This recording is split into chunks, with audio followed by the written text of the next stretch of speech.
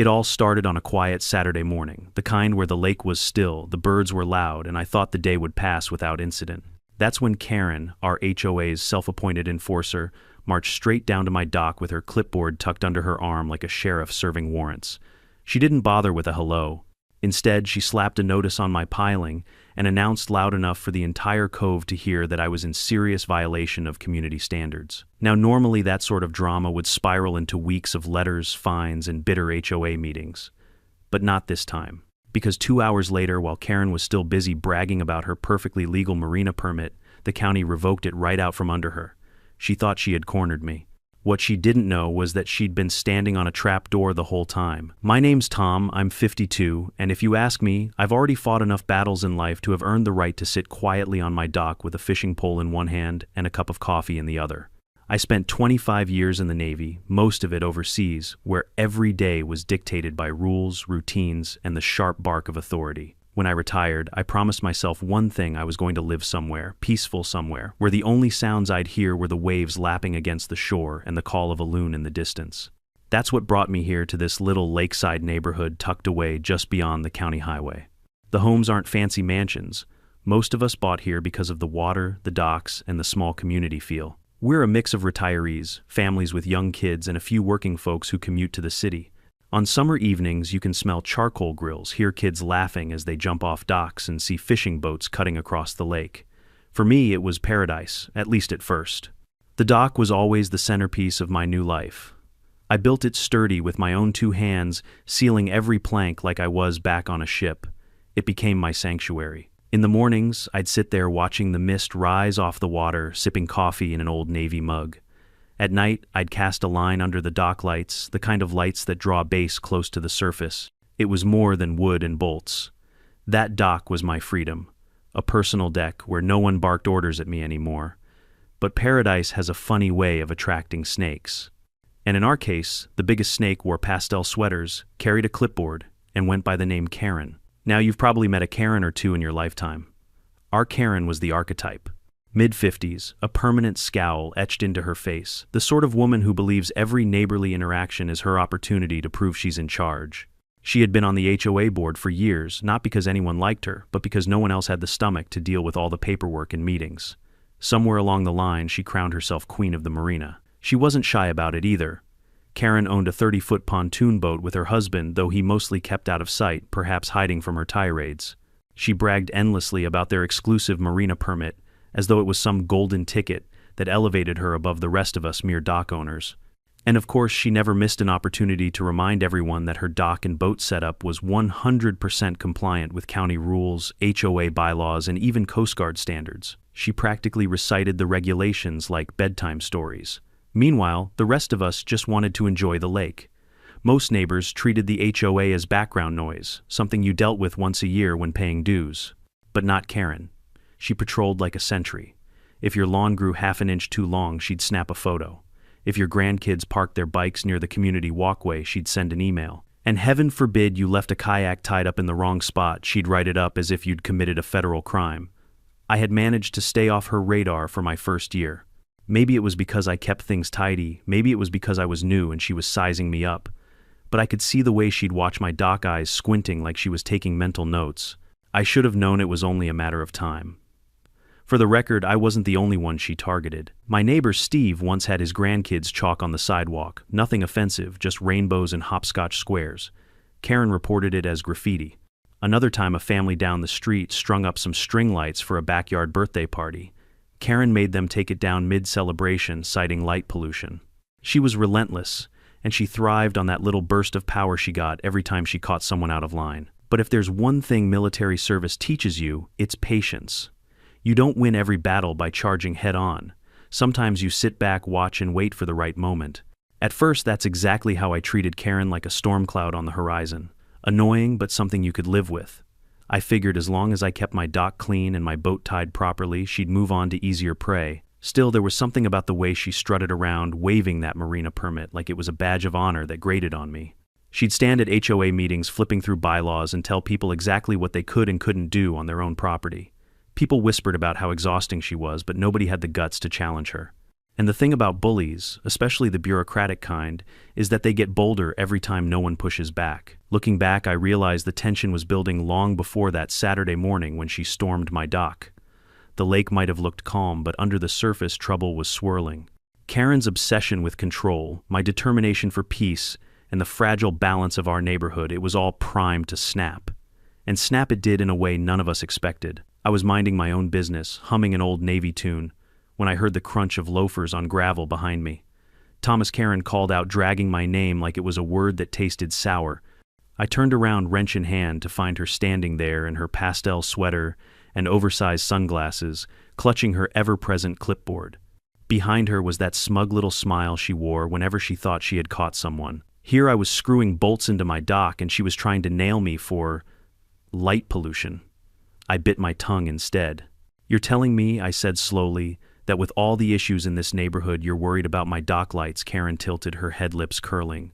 "Rules are rules, Thomas. If you can't follow them, perhaps lake living isn't for you." And with that, she scribbled something onto her form and clipped it down with a flourish like she'd just signed a presidential order. It didn't stop there. 2 days later, I found another notice stuffed into my mailbox, this time claiming I had improperly stored fishing equipment on the dock. Apparently, leaving a tackle box out while grabbing a sandwich from the kitchen was now a major infraction. A week after that, another letter came. My boat, she said, had been moored too long without movement. I hadn't taken it out for a few days while working on repairs, and suddenly it was a problem. The ridiculousness would have been funny if it hadn't been so infuriating.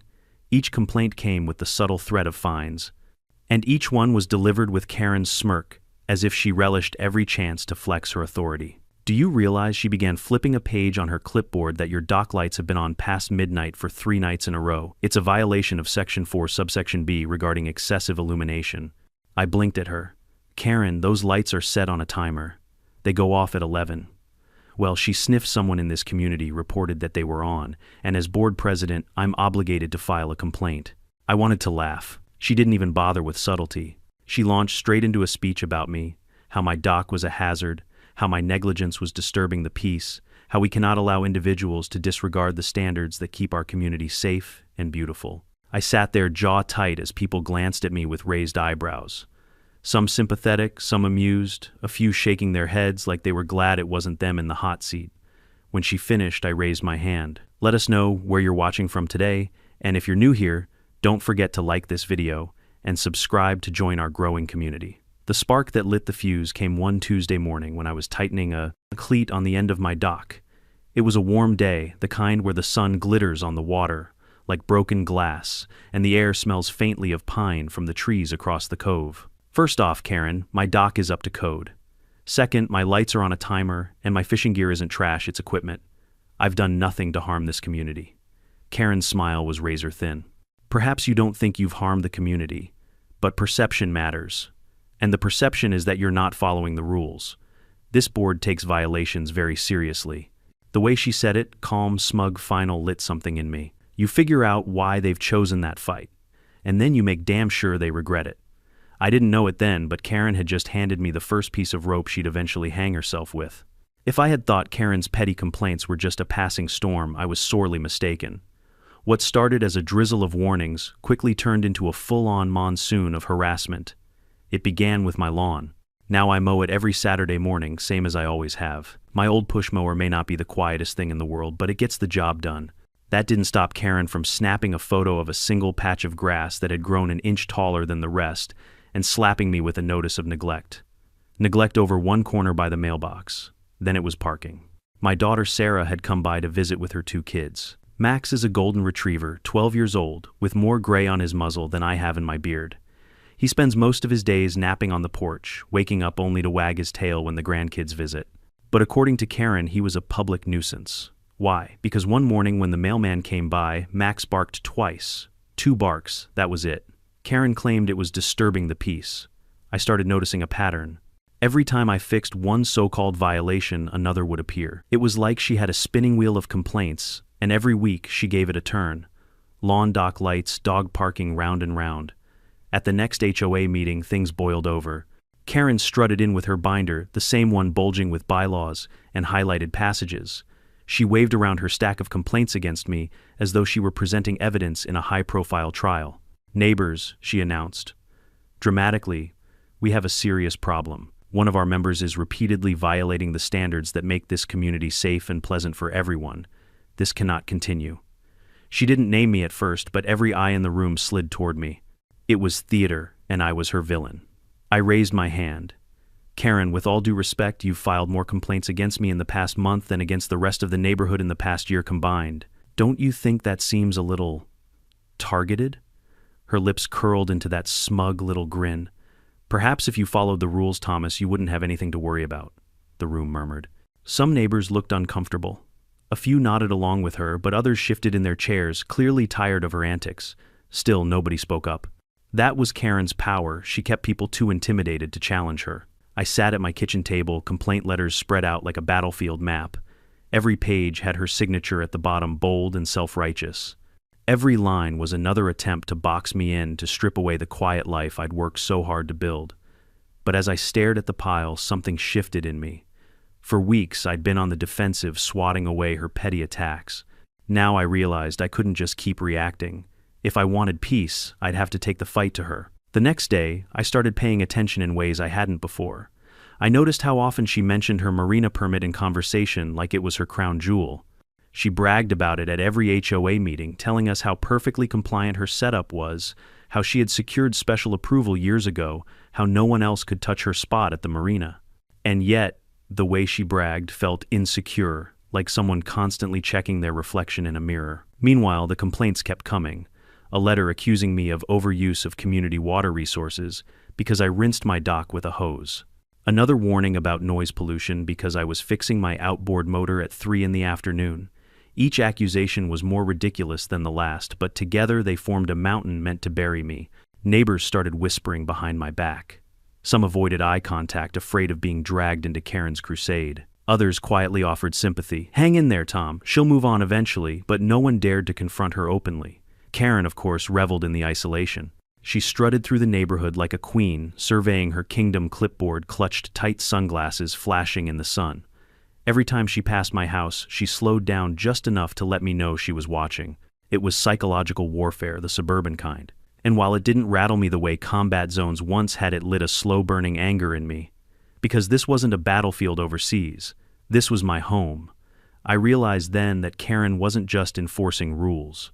She was trying to break me down one complaint at a time, and if I didn't do something soon, she might just succeed. The storm was building, and I could feel it. The only question was, when would lightning strike? The thing about people like Karen is that they're so busy pointing fingers they rarely stop to look at their own hands. And after weeks of being her favorite target, I decided it was time to turn the spotlight back where it belonged. It started innocently enough, me sitting at my kitchen table with a strong cup of coffee and the HOA bylaws printed out in front of me. I figured if Karen was going to keep throwing that thick rulebook at me, I might as well learn the language myself. I highlighted underlined scribbled notes in the margins. Every regulation about docks, lights, boats, pets, and even the ridiculous clause about decorative flags. That's when I stumbled across the section about Marina permits.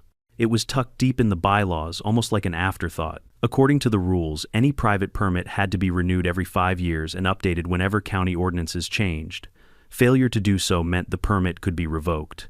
Now, Karen had bragged loudly and often that her Marina permit was grandfathered in and therefore untouchable. But something about that didn't sit right.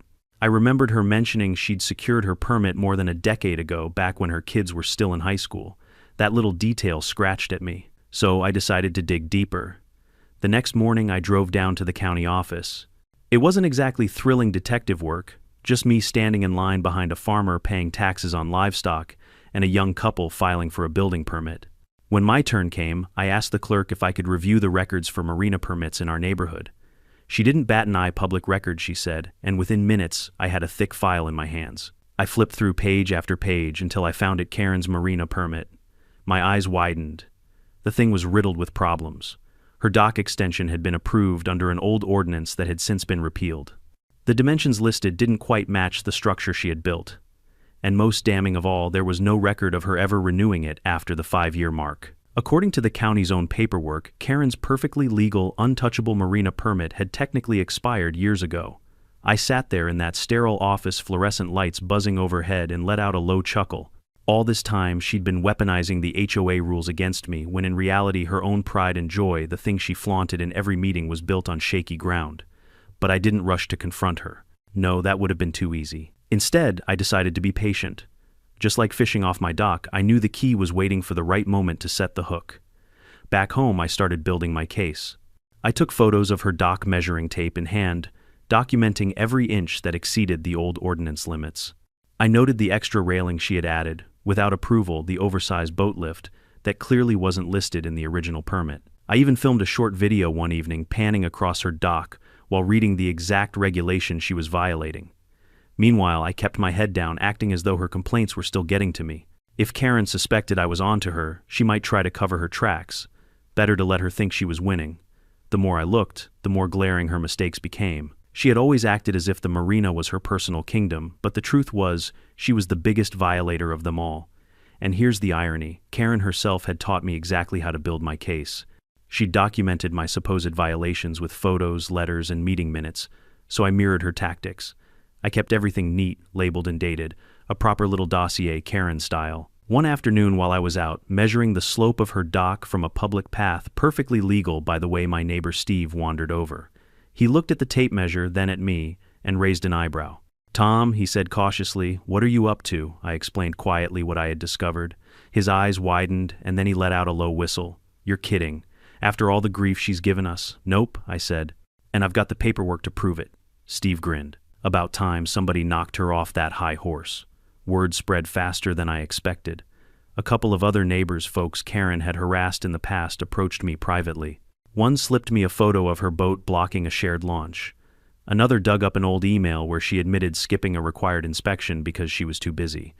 It was like everyone had been waiting for the chance to take her down, and suddenly I was the one holding the net. Each piece of evidence was another nail in the coffin. I filed them carefully, double-checking every detail. By the time I was done, my binder looked just like hers, only mine told a very different story. And the whole time Karen kept strutting around the neighborhood, barking about rules and fines, blissfully unaware that her own empire was crumbling beneath her feet. I remember sitting on my dock one evening, binder on my lap as the sun sank into the lake. The water shimmered gold, the air smelled of barbecue from a neighbor's grill, and Max snored softly beside me. I thought about how far things had escalated and how close we were to the breaking point. She wanted to play by the book. Fine. I was about to show her what happens when someone actually reads the whole book cover to cover. For weeks, I had been quietly gathering my evidence binder, filling up like a hunter's logbook. Every measurement, every ordinance, every photo of her dock angled just a bit too far out into the marina. It was all there.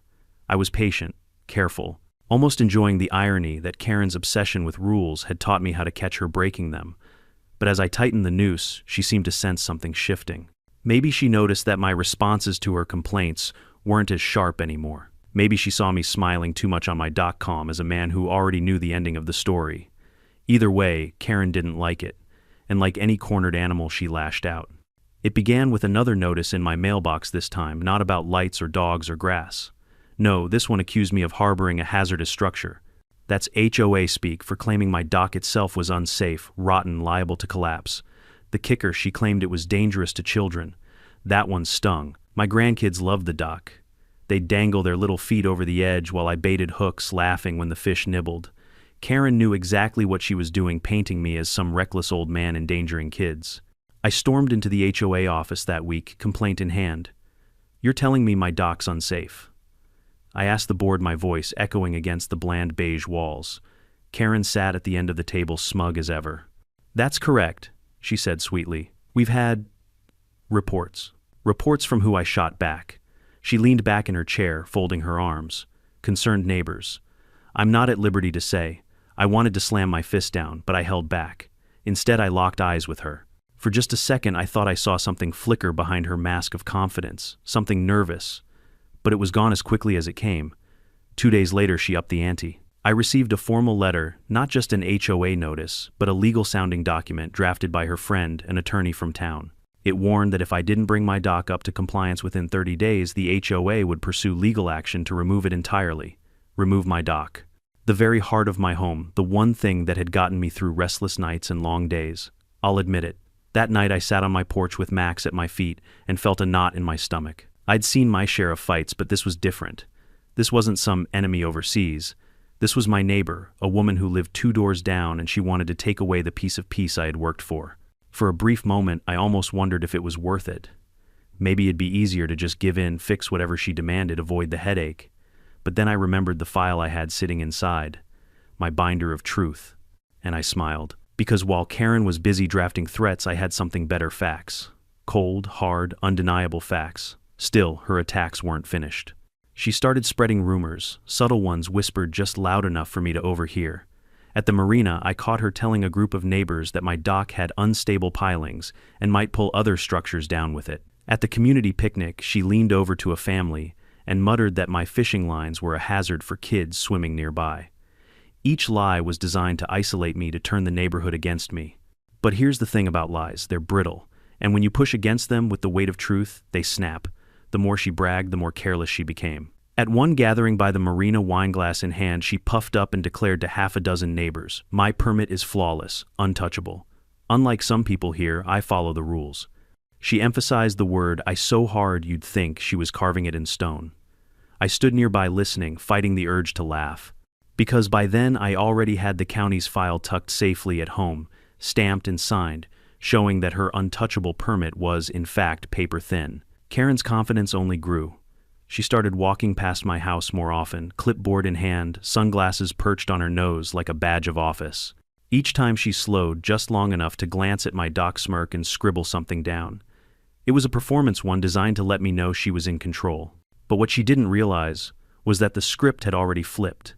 The spotlight she thought she was shining on me was about to turn around, blinding her in its glare. The last straw came one evening when she approached me directly. I was sitting at the edge of my dock, Max at my side, casting a line into the fading light. She appeared suddenly, shoes clicking against the wood, and stood over me with that clipboard. "Thomas," she said in a tone dripping with condescension, "I think it's time you faced reality. This dock of yours is on borrowed time. You can fight all you want, but in the end the board will side with me. They always do." I reeled in my line, slowly met her gaze, and smiled. Not the defeated smile she expected. No, this was the kind of smile that said, "You have no idea what's coming." "Karen," I said calmly, "you might be right about one thing. This dock is on borrowed time. But it's not mine you should be worried about." Her face flickered with confusion, but only for a second. She sniffed, scribbled something on her form, and walked away. That was the moment I knew it was time. She'd made her final move. Now it was my turn. When Karen walked away from my dock that evening, smug as ever, I knew the time for patience was over. I had spent weeks building my case, like a careful craftsman laying bricks. Now it was time to mortar them together into something solid, something that would hit harder than any of her clipboard complaints ever could. The first step was simple: verify. I didn't want to waltz into this fight with half-baked assumptions. So the next morning, I called up my neighbor Bill, a retired lawyer who used to practice property law in the county. Bill was the kind of guy who wore suspenders even on his porch, and still read the paper cover to cover every morning. If anyone knew how to turn my binder of evidence into a legal sledgehammer, it was him. He welcomed me into his study, where the walls were lined with law books that hadn't been touched in years but still gave the place an air of authority. I laid out my findings across his desk: the expired Marina permit, the mismatched measurements, the county ordinance changes she'd ignored. Bill adjusted his glasses and flipped through the papers, slowly humming now and then. Finally he looked up, and for the first time in weeks I saw confirmation in someone else's eyes. "Tom," he said, tapping the file with his finger, "this isn't just sloppy paperwork. This is a full-blown violation. If the county sees this, her permit's toast." I leaned back in my chair, grinning. "So it's not just me imagining it. Not even close," Bill replied. "She's been skating by on technicalities. The county tightened regulations 5 years ago. She should have filed for a renewal and adjusted her dock. She didn't. Legally, she's out of bounds." Those words were music to my ears. The second step was to gather allies. Karen had bullied enough people that I knew I wouldn't be short on volunteers. I started quietly reaching out over backyard fences, on early morning walks, even in the grocery store aisle. Steve, the neighbor whose grandkids' chalk drawings she'd once labeled graffiti, nearly jumped at the chance. "I'll testify if you need me," he said. "I've still got the email where she made me scrub the sidewalk with a bucket of water." The Johnsons, who'd been forced to take down their string lights mid-birthday party, provided photos and time-stamped texts. "We never forgot what she did," Mrs. Johnson muttered. One by one neighbors came forward, each carrying their own little piece of ammunition. On their own, these stories were small, almost petty. But together they painted a clear picture. Karen wasn't enforcing rules, she was weaponizing them. The third step was strategy. I didn't want this to be some messy shouting match where it was her word against mine. No, this had to be airtight, undeniable. So I put my Navy discipline to use. I organized everything into sections county records, showing her expired permit, photographic evidence, her illegal dock extension, oversized boat lift, and unapproved railing, witness accounts, neighbors with first-hand experiences of her harassment, ordinance changes, clear documentation of new rules she had ignored. By the time I finished, my binder was heavier than her infamous clipboard. And unlike hers, mine wasn't stuffed with half-truths and exaggerations. Mine was fact. Still, I knew I couldn't rely only on paperwork. Bureaucracies can drag their feet unless you nudge them hard enough. That's where the fourth step came in, making it official. I scheduled an appointment with the county zoning office. This time I wasn't just browsing records. I was filing a complaint. The clerk, a young guy with tired eyes, flipped through my binder as I explained. I could see his eyebrows climbing higher with each page. "Wow," he muttered. "You've done more work on this than most inspectors." "Just trying to be thorough," I said, hiding a grin. He nodded, stamped the forms, and said, "We'll send an inspector out this week. If what you're saying checks out, and it looks like it will, that permits history." Walking out of that office, I felt 10 years younger. For the first time since this war with Karen began, I wasn't just playing defense. I was on the attack. The fifth step was psychological. I didn't want to show my hand too early. So while the county machinery began to turn, I acted as if nothing had changed. When Karen walked past my house, I gave her a friendly wave. When she sent another petty warning about my improperly stored garden hose, I tacked it to my fridge like a souvenir. The calmer I acted, the more agitated she became. But behind that calm was a storm. My allies and I exchanged quiet nods, small smiles, knowing we were all in on the same secret. Karen thought she had the neighborhood under her thumb. She had no idea the ground was about to vanish beneath her. One evening, I gathered a few of the neighbors in my backyard for a quiet barbecue. The smell of grilled burgers filled the air, kids chased fireflies, and laughter drifted into the night. It felt like the neighborhood had before Karen's reign of terror, easy, warm, connected. At one point, Steve raised his beer and said, "Here's to peace on the lake," and to finally taking down the self-proclaimed queen of the Marina. We all clinked glasses, grinning like conspirators. As the night wound down, I sat on my dock under the stars, binder by my side, Max snoring softly. The lake was calm, but beneath the surface, change was coming. Karen had declared war, certain she'd win with her endless complaints and empty threats. What she didn't realize was that I'd been preparing my counterattack with the patience of a fisherman and the precision of a sailor. Her next complaint would be her last. The night before the next HOA meeting, I didn't sleep much. Not out of nerves, more out of anticipation. It felt like the night before, deployment gear, packed plan, rehearsed, waiting for the mission to begin. Only this time my gear was a fat binder of county documents, photos, and witness statements, and my battlefield was the bland conference room in the community clubhouse. When I walked in, the room already buzzed with low chatter. Folding chairs scraped against the floor as neighbors shuffled in. Karen was there at the front, clipboard in hand, pastel sweater draped over her shoulders like armor. She looked confident, almost smug, as if she already had my head mounted on her wall. The meeting started as usual with her banging that little gavel like she was presiding over the Supreme Court. "First order of business," she said, her eyes sweeping the room, "is yet another violation committed by Thomas." She said my name with relish, as if unveiling the villain of the night's performance. She launched into a speech about how my dock was unsafe, how it endangered the children of the community, how it was a constant disruption. She even pulled out a glossy photo she'd taken of my fishing gear sitting on the dock, zoomed in like evidence from a crime scene. Neighbors shifted uncomfortably. Some rolled their eyes. Others sighed, clearly tired of hearing the same old script. But Karen wasn't deterred. She puffed herself up, savoring the attention. When she finally paused, I stood. "If I may respond," I said calmly. Karen smirked. "By all means, Thomas. But I should warn you, the board has already reviewed your infractions." I carried my binder to the front table and set it down with a heavy thud. Papers rattled, a sound that made a few heads turn. I flipped it open slowly, deliberately enjoying the way Karen's smile faltered just slightly. "You've accused me of a lot of things," I began. "Dock lights, fishing gear, barking dogs. You filed more complaints against me than against anyone else in this neighborhood combined. And every time I've listened, I've checked my lights, secured my tackle box, even kept my old golden retriever inside, more than he deserves. but while you've been busy pointing your finger at me, I tapped the binder. I've been doing some pointing of my own. A murmur rippled through the room. Karen's straightened eyes narrowing.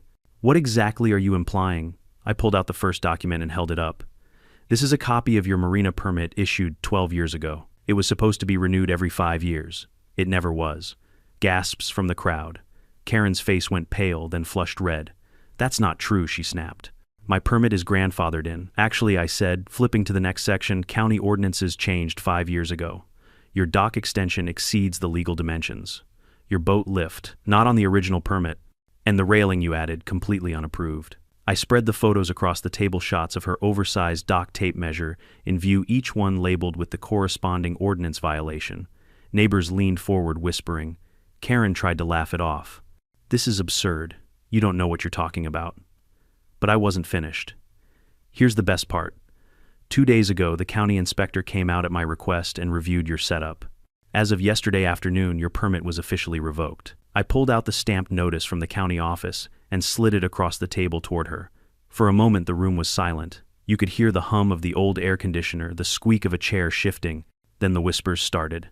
Some neighbors chuckled. Others clapped quietly. A few outright laughed.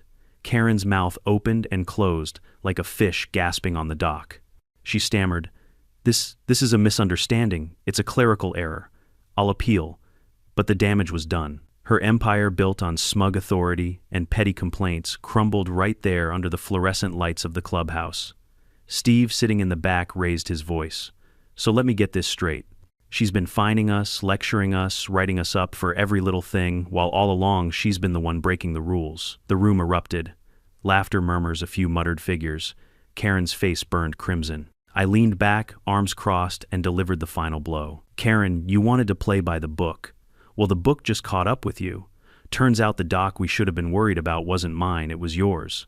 Neighbors chuckled again, some even applauded outright. Karen grabbed her clipboard, her precious badge of authority, and stormed out, muttering under her breath. The gavel she'd so loved to bang sat abandoned on the table, silent as the room filled with the sound of relief. That night, walking back to my house, I felt lighter than I had in months. The stars glittered over the lake, Max trotted happily at my side, and the air smelled like victory. Karen had finally been dethroned. The morning after the showdown felt different. The air over the lake seemed lighter somehow.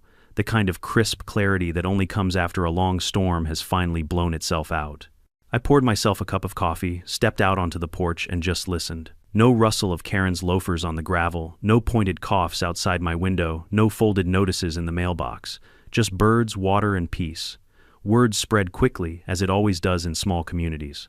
By noon, half the neighborhood knew that Karen's Marina permit had been revoked. Her prized dock extension, the one she'd bragged about in every HOA meeting, was now officially illegal. Within days, she received her own letter from the county, instructing her to remove the extra structure and cease using the boat lift until further notice. I won't lie. Watching her scramble was satisfying. For years she had strutted around like she was untouchable, and now she was just another homeowner, scrambling to comply with the same rules she'd weaponized against us. The sight of her out there with a contractor, arms waving wildly as she argued over removal costs, was a kind of justice money can't buy. Neighbors who had once stayed silent started coming out of the woodwork. Steve strolled over with a grin and handed me a 6-pack of beer. To the man who slayed the dragon, he said. The Johnsons invited me over for a backyard dinner, their string lights twinkling proudly overhead, no longer afraid of Karen's clipboard. Families let their kids draw on the sidewalks again, laughter echoing where once there had been only the sound of Karen's scolding. The best part, the HOA meetings suddenly grew normal.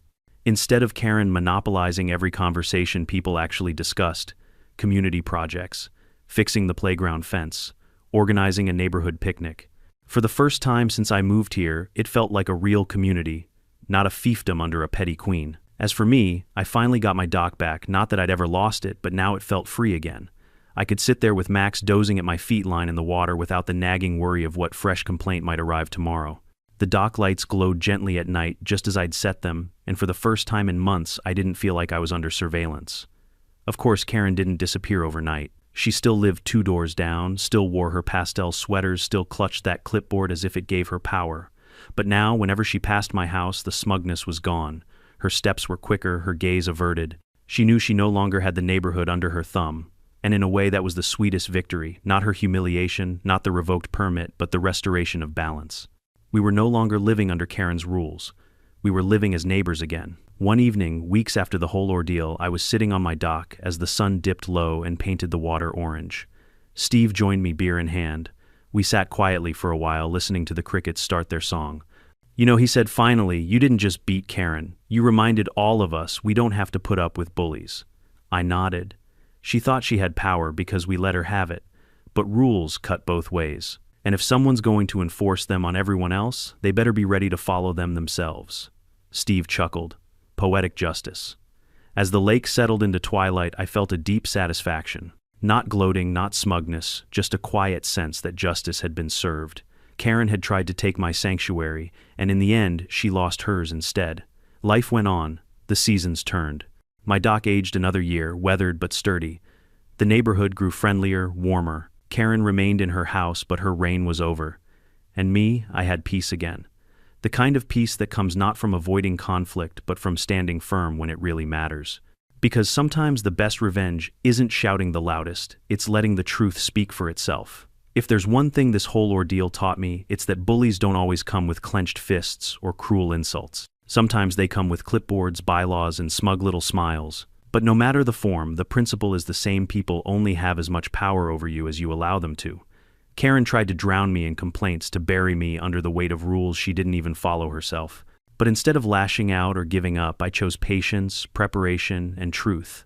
And when the moment was right, the truth was all it took to topple her. So if you're watching this, remember, stand your ground. Don't let anyone bully you out of your peace, your home, or your dignity. The rules that others twist against you might just be the same rules that protect you. What about you? Have you ever had to face a Karen in your life? Share your story in the comments below, and don't forget to like and subscribe, because trust me, you won't want to miss the next HOA showdown.